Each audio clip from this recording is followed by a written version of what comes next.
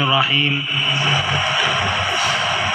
الحمد للہ رب العالمین والعاقبۃ للمتقین والصلاة والسلام علی شمس الہدایۃ والیقین وعلی آلہ واصحابہ اجمعین اما بعد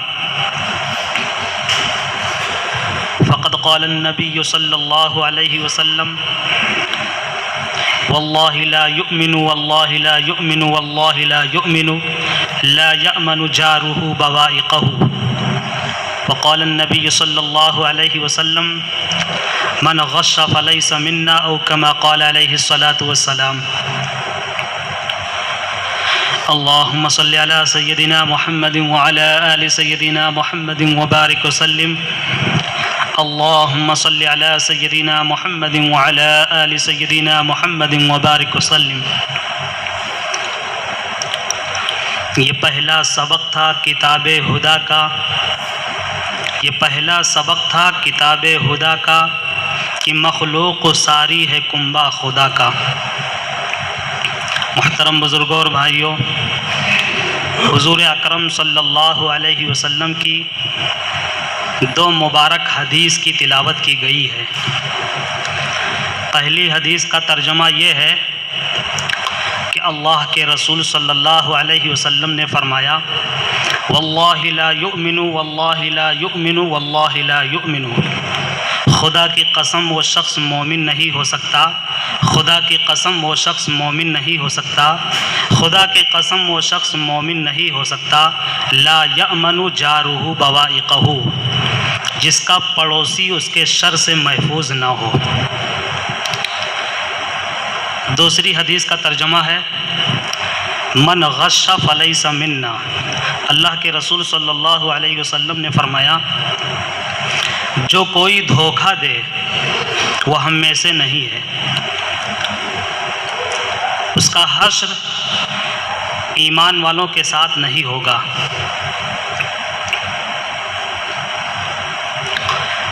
دنیا کے اندر سارے لوگ جتنے بلکہ پوری کائنات کے حقوق ہیں،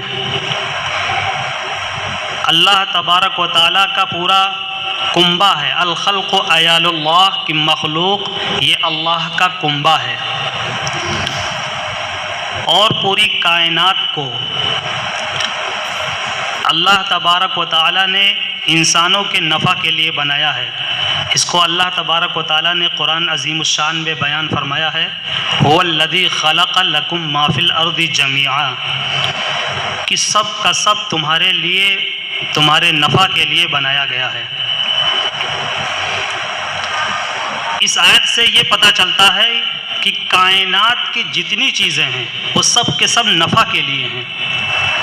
مفسرین نے اس کا مطلب بیان کیا ہے کہ جب سب نفع بخش چیزیں ہیں تو نفع بخش چیزوں کی حفاظت کی جاتی ہے، اور حفاظت ہی کا نام حقوق ہے، حق ہے، باہم ایک دوسرے کے حقوق ہیں۔ مذہب اسلام کی بہت بڑی خوبی ہے کہ اس نے ایک دوسرے کے حقوق کو بہت ہی تفصیل اور ڈیٹیل کے ساتھ بیان کیا ہے، یہاں تک کہ جنات اور انسان، نباتات، جمادات، حیوان، چرند، پرند، درند، سب کے حقوق کو مذہب اسلام نے بیان کیا ہے۔ پیڑ لگانے کی فضیلت بتائی گئی ہے، پیاسے کتے کو پانی پلانے والے کے لیے مغفرت کا پروانہ دیا گیا ہے۔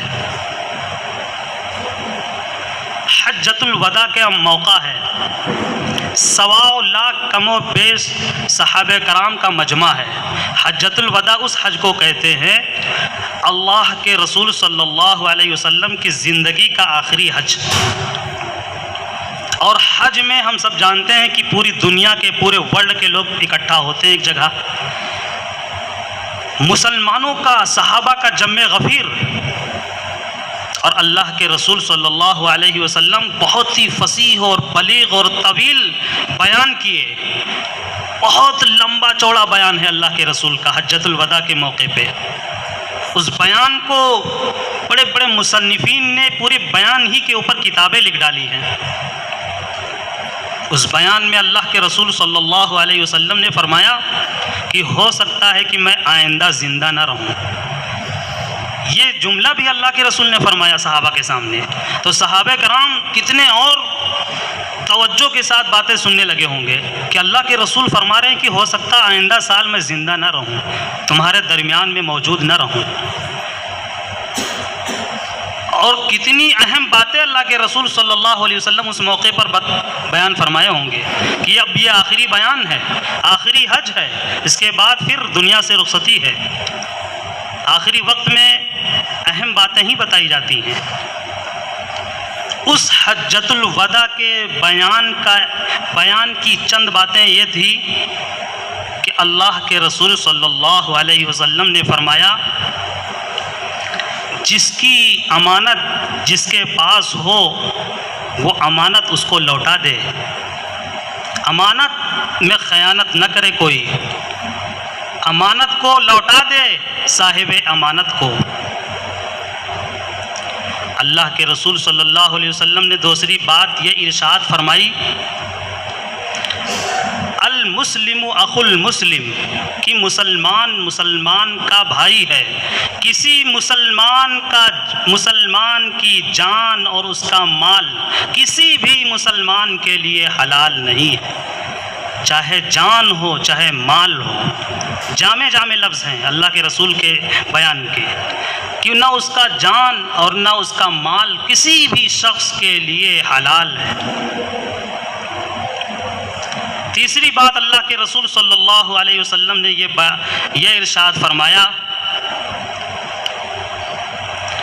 کہ تم سب کا رب ایک ہے یعنی اللہ، اور تم سب کے سب ایک باپ کی اولاد ہو یعنی آدم کی اولاد ہو، اور آدم مٹی سے پیدا کیے گئے ہیں اس لیے تم سب کے سب مٹی سے بنائے گئے ہو. گویا کہ تمہارے درمیان میں کوئی فرق نہیں ہے، کوئی مرتبے کا کوئی امتیاز نہیں ہے، تم میں سے کوئی کسی سے بڑا نہیں ہے کسی بھی اعتبار سے، نہ منصب کے اعتبار سے نہ ذات اور برادری کے اعتبار سے. تم سب کے سب برابر ہو. ایک آدم کی اولاد کہنے کا مطلب یہی ہے کہ سب کا باپ ایک ہے آدم علیہ السلام. پوری دنیا کے لوگ ایک باپ کی اولاد ہیں. اولاد میں کوئی فرق نہیں ہوتا ہے. جب باپ ایک تو اولاد بھی ایک جیسے. یہ تو ہمارا ذہن ہمارا معاشرہ لوگوں میں تفریق پیدا کر دیا کہ یہ فلاں ذات کے ہیں، فلاں برادری کے ہیں، فلاں قبیلے کے ہیں، یہ فلاں سید ہیں، فلاں شیخ ہیں، یہ فلاں ہیں. لیکن اللہ کے رسول صلی اللہ علیہ وسلم نے اس آخری حج کے بیان میں یہ فرمایا کہ تم سب کے سب ایک آدم کی اولاد ہو. نہ کسی عربی کو عجمی پر فوقیت حاصل ہے اور نہ کسی عجمی کو عربی پر فوقیت حاصل ہے، نہ کسی گورے کو کالے پر فوقیت حاصل ہے اور نہ ہی کسی کالے کو کسی گورے پر فوقیت حاصل ہے الا بالتقوی. اللہ کے رسول صلی اللہ علیہ وسلم نے فرمایا کہ اگر فوقیت کسی کو حاصل ہے، بڑاپن کسی کو حاصل ہے، کوئی شخص بڑا ہے اللہ رسول کی نظر میں، وہ شخص بڑا ہے جس کے دل میں تقوی ہے. الا بالتقوی، جس کے اندر پرہیزگاری ہے، جس کے اندر خوف خدا ہے، جو اللہ کا قریبی ہے، جو نیک بندہ ہے، نیک سیرت ہے، حقوق کو ادا کرنے والا ہے اور وہ اللہ رسول کا چہیتا ہے، وہ انسانوں میں بھی بڑا مقام والا ہے. اللہ والے ہی بڑے مقام والے ہوتے ہیں. حقوق نہ ادا کرنے اور ایک دوسرے کے حق مارنے کا کتنا بڑا وبال ہوتا ہے کہ حدیث شریف میں اللہ کے رسول صلی اللہ علیہ وسلم نے فرمایا کہ ایک آدمی حالت سفر میں ہے، مسافر ہے، اس زمانے کا سفر، اور گرد و غبار سے اٹا ہوا ہے، اس کے پاس کچھ نہیں ہے، نہ پیسے ہیں نہ سواری ہے، نہتا ہے، کھانے پینے کے کوئی سامان نہیں ہے وہ اس کے پاس، اور بالکل بے سر و سامان ہے. راستے میں، صحرا میں، میدان میں وہ اللہ کے طرف ہاتھ اٹھا کر کے عاجزی اور گریہ وزاری کے ساتھ گڑ گڑاتے ہوئے اللہ سے دعا مانگ رہا ہے. وہ شخص بڑے بہت ہی عاجزی انداز میں اللہ سے دعائیں کر رہا ہے، رو رو کر کے. حدیث شریف میں ہے کہ اللہ کے رسول صلی اللہ علیہ وسلم نے فرمایا کہ اس حال میں وہ دعا مانگ رہا ہے کہ اس کی پوزیشن یہ ہے کہ اس نے کسی کا حق مار رکھا ہے، حرام پر کپڑا پہن رکھا ہے، حرام لقمہ اپنے پیٹ کے اندر داخل کر رکھا ہے، کسی کا کچھ ہڑپ کیا ہوا ہے، اور اس حال میں بھی وہ اللہ سے اس عاجزی کے ساتھ دعائیں مانگ رہا ہے. اللہ کے رسول نے گارنٹی دے دی کہ اس شخص کی دعا قبول نہیں ہوتی ہے. اس حال میں بھی اگر کوئی دعا اللہ سے مانگے، اس طرح سے مانگے، اس کیفیت سے مانگے، اتنے رو رو کر کے اللہ سے دعائیں مانگے، لیکن اگر وہ بندوں کا حق مار رکھا ہے، کسی کا کوئی حق مار رکھا ہے، تو اس کی دعا اس وقت اس حالت میں بھی قبول نہیں ہوتی ہے. حقوق العباد مذہب اسلام نے جتنے تفصیلات کے ساتھ بیان کیے ہیں، کسی اور مذہب میں اتنا واضح نہیں ہے. ایک انسان سے ملاقات کرے تو اس کو بھی قرآن عظیم الشان نے بیان کر دیا ہے کہ کس انداز میں ملاقات کرے.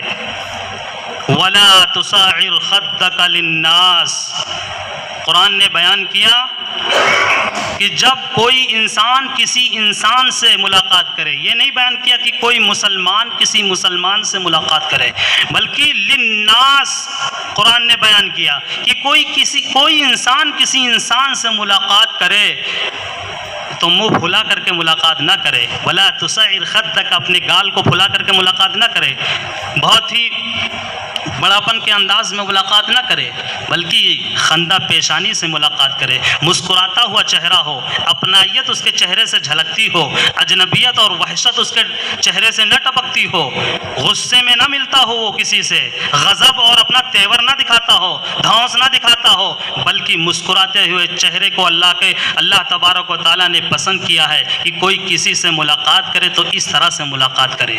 وَقُولُوا لِلنَّاسِ حُسْنًا، اور جب وہ کسی سے بات کرے، گفتگو کرے، تو اس کا انداز بہت ہی نرالا ہو، بہت ہی بہترین انداز ہو، اچھے انداز میں وہ کسی سے بات چیت کرے. یہ نہیں فرمایا قرآن نے کہ مسلمان سے جب بات کرے تو وہ اچھے انداز میں بات کرے، بلکہ للناس فرمایا. وَقُولُوا لِلنَّاسِ حُسْنًا، جب کوئی انسان کسی انسان سے بات کرے تو بہت ہی اچھے انداز میں بات کرے، کہ ایسا لب و لہجہ ہو، ایسی گفتگو ہو، انداز تکلم ہو، اس طرح سے بات کرنے کا انداز ہو کہ وہ اس کا ہو جائے.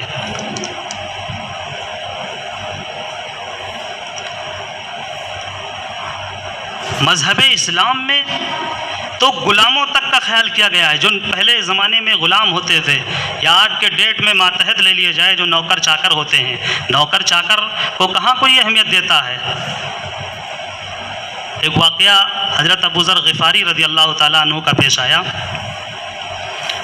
جلیل القدر صحابی ہیں حضرت ابو ذر غفاری رضی اللہ تعالیٰ عنہ. ان کا ایک نوکر تھا، غلام تھا.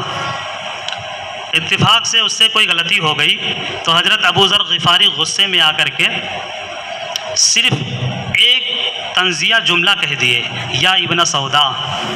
حدیث میں ہے کہ حضرت ابو ذر غفاری نے اپنے نوکر کو کہہ دیا، یا ابن سودا، ایک کالی عورت کے بچے، عربی میں.